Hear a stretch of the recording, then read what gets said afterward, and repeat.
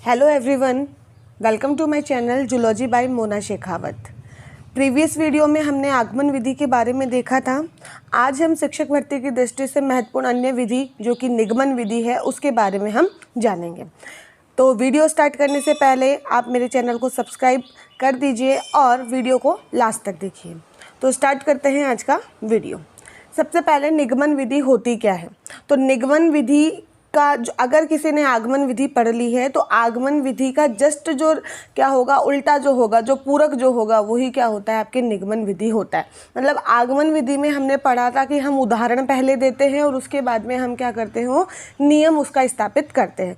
पर यहाँ पर निगमन विधि में क्या होगा, पर्टिकुलर हम क्या करेंगे, सबसे पहले कोई भी जैसे हम यहाँ नियम देंगे। जैसे मैंने ये है बीजगणित के कोई सवाल है तो यहाँ पर जैसे मैं a प्लस बी का होल स्क्वायर, आप सभी ने इसको सॉल्व किया होगा। तो यहाँ पहले नियम दिया जाता है और नियम, बहुत से नियम दिए जाएंगे, फिर उन नियम से बहुत से क्वेश्चन सॉल्व किए जाएंगे और उसके बाद में उदाहरण उसका मतलब वो है उसको सत्यापित किया जाएगा। मतलब आगमन विधि की ये पूरक विधि है। आगमन में पहले उदाहरण दिया जाता है फिर नियम दिया जाता है, पर निगमन विधि के अंदर नियम का प्रस्तुतिकरण किया जाता है सबसे पहले, फिर उस नियम के प्रयोग के द्वारा बहुत से जो क्या नाम है उसका उदाहरण है वो करवाए जाते हैं। तो निगमन विधि आगमन विधि के विपरीत विधि है। इसे पूरक विधि भी कहा जाता है और इसमें बालक को सर्वप्रथम नियम दिया जाता है और उसके बाद में उसके उदाहरण दिए जाते हैं। जैसे भाई आपने छोटी कक्षाओं में 9th-10th क्लास में ये पढ़ा होगा कि a प्लस बी का होल स्क्वायर है। जैसे a प्लस बी का होल स्क्वायर है, इसे आपको टीचर ने बता दिया कि इसका जो फॉर्मूला है वो होगा a square plus 2ab plus B square. फिर आपको बहुत सारे क्वेश्चन, जैसे मैंने बोला 4a प्लस 5 है उसका होल स्क्वायर निकालो, ऐसे क्यूब का फॉर्मूला, मतलब कोई पर्टिकुलर फॉर्मूला आपको दिया जाता है जिसे हम क्या बोलेंगे, नियम बोलेंगे। तो अलग अलग सूत्रों का उपयोग होता है और उसके बाद में क्या किया जाता है, उससे रिलेटेड क्वेश्चन। भाई एक पूरे मैथ के अंदर जो बीजगणित वाला हिस्सा अगर मैं बात करूं तो उसके लिए नॉर्मली निगमन विधि का उपयोग किया जाता है। नेक्स्ट हम बात करते हैं निगमन विधि के सूत्र।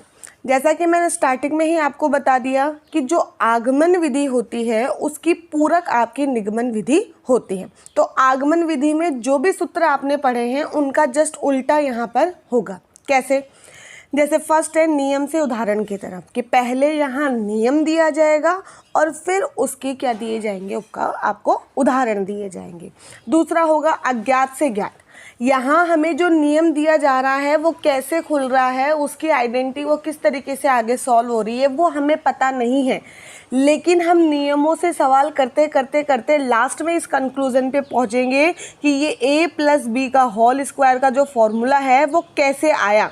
तो अगर वो कैसे आया, जैसे क्या तो मैं सीधा इसका बोल दूं कि a square plus 2ab plus B square, या फिर मैं इसको सॉल्व करके लास्ट तक मुझे ये समझ में आ जाएगा कि a प्लस बी और a प्लस बी अगर दो बार ऐसे हैं तो उनको नॉर्मल जो मेथड है इसको सॉल्व करने का वो, मतलब पहले हमें पता नहीं है और उसके बाद में हम ज्ञात चीज़ की ओर गए हैं।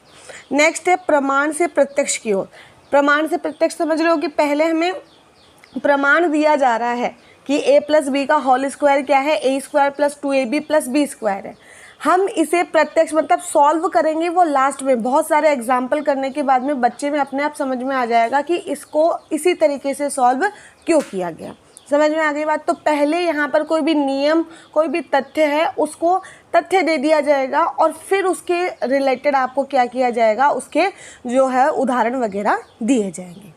यह है सूक्ष्म, ये मैंने पहले भी बताया था कि जो नियम होते हैं, जो सूत्र होते हैं, जो तथ्य होंगे वो आपके सूक्ष्म होते हैं, वो छोटा रूप है, और जो स्थूल है वो क्या है, आपके उदाहरण, क्योंकि वो बड़ा रूप है एक तरीके से। तो ये सूक्ष्म से स्थूल की ओर होती है। नेक्स्ट हम बात करें, ये अमूर्त से मूर्त की ओर होती है। मतलब हम जो नियम वगैरह दे रहे हैं अमूर्त है, इसका हमें वो नहीं है, हमें ये सामान्य रूप से आगे दिखाई नहीं दे रही है हमें, ठीक है। ये एक तरीके से हमने इसको सॉल्व कर दिया, फिर बाद में जब हम ये करते हैं तो इसका मूर्त रूप हमें दिखाई देता है। तो ये एब्स्ट्रैक्ट से कॉन्क्रीट की तरफ आपके चलती है। तो ये सभी सूत्र आप ध्यान में रखना। और ये मैंने पहले भी आपको कहा है कि अगर आपसे क्वेश्चन पूछा जाए कि शिक्षक के लिए सर्वश्रेष्ठ विधि कौन सी है, तो आगमन विधि, निगमन विधि दोनों, तो आप लिखोगे दोनों, कि एक शिक्षक को आगमन का भी यूज़ करना चाहिए और निगमन विधि का भी यूज़ करना चाहिए अपने शिक्षण कार्य हेतु। अब नेक्स्ट स्लाइड में हम देखेंगे कि इस विधि के अलग अलग पद क्या है। देखो पद आप समझ लो, इसकी लैंग्वेज अलग अलग आपके आ सकती है कि सबसे पहला पद भाई ये निगमन विधि बोलती ही क्या है, हम निगमन विधि जो आपकी डिडक्टिव मेथड है वो आपको बोलता ही क्या है कि सबसे पहले नियम दो। तो यहाँ पर सबसे पहले जो भी नियम है या जो सिद्धांत है उसका ज्ञान आपको दिया जाएगा। जैसे साइंस में कोई फैक्ट आपको बता दिया गया कि ऐसा होता है, ठीक है, पर्टिकुलर ये चीज़ ऐसे होती है। जैसे मैंने बोल दिया गुरुत्वाकर्षण बल होता है जो चीज़ों को अपनी ओर आकर्षित करता है। पहले मैंने तथ्य दे दिया, पहले मैंने सिद्धांत दे दिया, मैंने किरचॉफ का नियम पहले बता दिया, फिर मैं उसके उदाहरण दे रही हूँ, ठीक है। तो यहाँ पहले नियम का प्रस्तुतिकरण किया जाएगा, सबसे पहले नियम दिया जाएगा, उसके बाद में उस नियम से संबंधित उदाहरण करवाए जाएंगे। भाई गुरुत्वाकर्षण वाला मैंने स्टेटमेंट दे दिया, अब मैं उसकी उदाहरण कर रही हूँ कि देखो बच्चों इस तरीके से। तो पहले मैंने तथ्य दिया है, नेक्स्ट है फिर जो भी हमने तथ्य आंकड़ों का प्रयोग किया, जो भी हमने उदाहरण दिया, उससे हम पर्टिकुलर कोई निष्कर्ष पर पहुँचेंगे और फिर हम लास्ट में क्या करेंगे, उसका सत्यापन करेंगे कि हाँ ये बिल्कुल सही है। ये मैथ में आपने बहुत बार किया होगा कि ए जैसे कोई दूसरा फॉर्मूला आप ले सकते हो, या जैसे हम डिवाइड वगैरह करते हैं तो पहले हमने डिवाइड कर लिया है, जो भी पर्टिकुलर नियम है, जैसे कि वैदिक गणित के भी नियम होते हैं या बीज गणित के बहुत सारे फॉर्मूले वगैरह हैं, उनको हमने पहले सॉल्व कर लिया। जैसे मैंने सॉल्व कर लिया 2a + b के होल स्क्वायर को मैंने सॉल्व कर लिया, तो मेरा आंसर अकॉर्डिंग टू फॉर्मूला क्या हो जाएगा भाई, 2a का whole square plus 2 × 2a × b plus b square. अब लास्ट में जो मेरा आंसर आएगा, जैसे a और b की जो वैल्यू आएगी मैं इसमें रखूँगी कि a की वैल्यू मेरी जो आई मैं वो यहाँ पे रखूँगी, फिर b की वैल्यू वो आई वो रखूँगी और फिर उसका होल स्क्वायर करके देखूँगी। तो पर्टिकुलर यहाँ पर क्या किया जाता है, लास्ट में उसको सत्यापित किया जाएगा। अब है निगमन विधि के गुण क्या क्या होते हैं। देखो नॉर्मली जितने भी शिक्षण विधियाँ हैं उन सभी का आपको उसके पद अच्छे से सीक्वेंस में याद रखने हैं, साथ ही साथ उसके गुण क्या हैं और उसके दोष क्या हैं, ये बहुत अच्छे से आपको आना चाहिए। तो देखो निगमन विधि सबसे पहली बात तो ये उच्च कक्षाओं के लिए उपयोगी होगी, क्योंकि भाई छोटे बच्चों को तो हम उदाहरण दे के समझाते हैं, पर बड़े बच्चे अब उदाहरण उनको पहले से ही आते हैं नॉर्मली, अब उनको इतने ज़्यादा उदाहरण नहीं है, उनको पहले हम नियम बता देंगे और फिर नियम से संबंधित हम उदाहरण उनको करवाएंगे। तो बड़ी कक्षाओं के लिए, उच्च कक्षाओं के लिए उपयोगी होती है।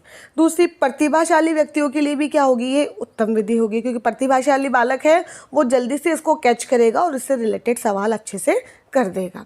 इस विधि के द्वारा समस्या समाधान का तत्काल हल मिलता है, यहाँ तत्काल हल आएगा, मतलब सीधे ऐसे नहीं कि मुझे बहुत ज़्यादा सोच विचार करना पड़ेगा, दुनिया भर के मुझे उदाहरण देने पड़ेंगे, नहीं, यहाँ पे आपके इंस्टेंट आपको क्या मिलेगा, यहाँ पे रिजल्ट मिलेगा।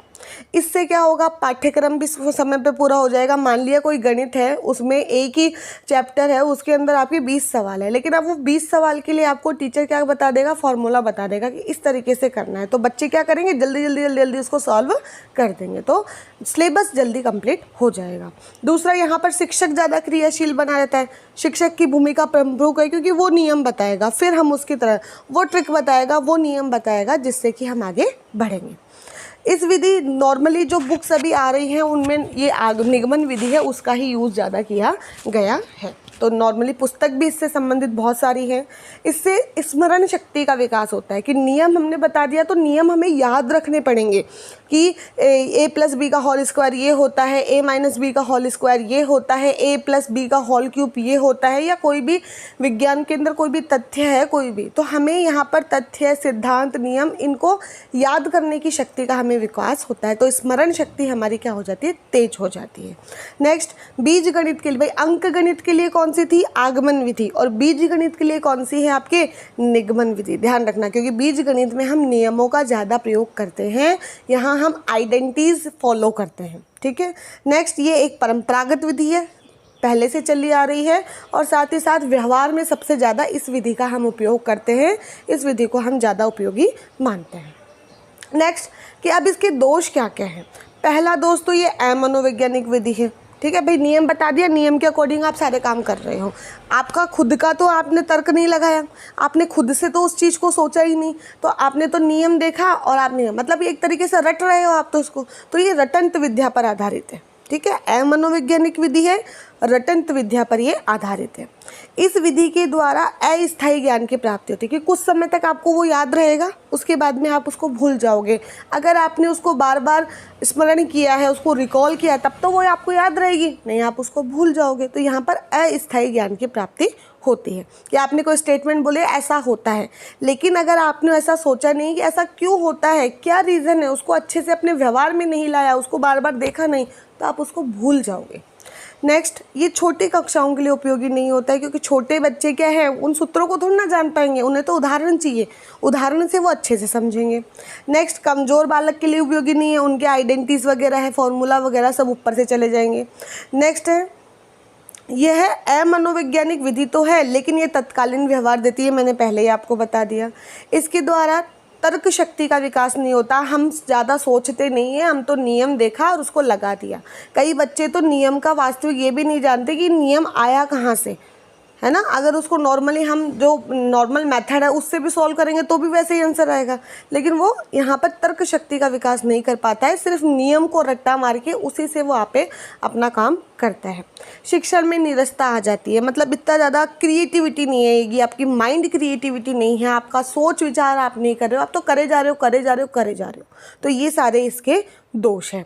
लेकिन एक शिक्षण के लिए आगमन विधि को भी यूज़ करना ज़रूरी है और निगमन विधि को भी यूज़ करना ज़रूरी है कि जहाँ पर भाई पता है कि नियम से काम हो जाएगा वहाँ नियम बता दो, और जहाँ पता है कि नहीं यहाँ पे उदाहरण देना ज़रूरी है तो वहाँ उदाहरण दो। तो दोनों ही उपयोगी है। तो ये निगमन विधि से संबंधित महत्वपूर्ण बातें हुई। और दूसरी चीज़, इसका जनक कौन है, तो जनक में देखो थोड़ा कन्फ्यूज़न है। कुछ बुक्स में आपके अरस्तु लिखा हुआ है इसका जनक, कुछ में आपके आएगा अरस्तु और कुछ में आएगा आपके प्लेटो। अगर आपके दोनों ही ऑप्शन हैं अरस्तु और प्लेटो तो आपको वो आंसर करना है, ठीक है। दोनों वैसे नॉर्मली साथ में नहीं आएंगे क्योंकि कन्फ्यूज़न क्रिएट करने वाला है। और अगर अलग अलग दोनों आ रहे हैं कि अरस्तु भी आ गया, प्लेटो भी आ गया, तीसरा ऑप्शन दूसरा और चौथा, तो आपको प्लेटो करना है क्योंकि इसका अगर हम बात करें कि इसका व्यवहार में उपयोग सबसे पहले किसने किया तो वो प्लेटो ने किया। कुछ बुक्स में आपको अरस्तु भी दिखेगा, तो ये थोड़े कन्फ्यूज़न क्रिएट करने वाली चीज़ है, तो इसको आप ध्यान में रखना कि अगर दोनों ऑप्शन आ रहे हैं तब आप प्लेटो करोगे, दोनों साथ में आ रहे हैं तो इसी को टिक कर देना, ठीक है, क्योंकि नॉर्मली ज़्यादातर बुक में ऐसा ही है। तो निगमन विधि से संबंधित बातें हमने आज डिस्कस की। आप सभी को वीडियोस कैसे लग रहे हैं, मुझे और ज़्यादा शिक्षण वीडियो के बारे में बताना चाहिए या नहीं बताना चाहिए, ये सभी बातें आप मुझे कमेंट करके बताइए। और साथ ही साथ अपने बाकी फ्रेंड्स को भी इसे शेयर कीजिए ताकि उन्हें भी इससे रिलेटेड जो बेनिफिट है वो मिल सके। Thank you so much for watching my channel. Bye everyone.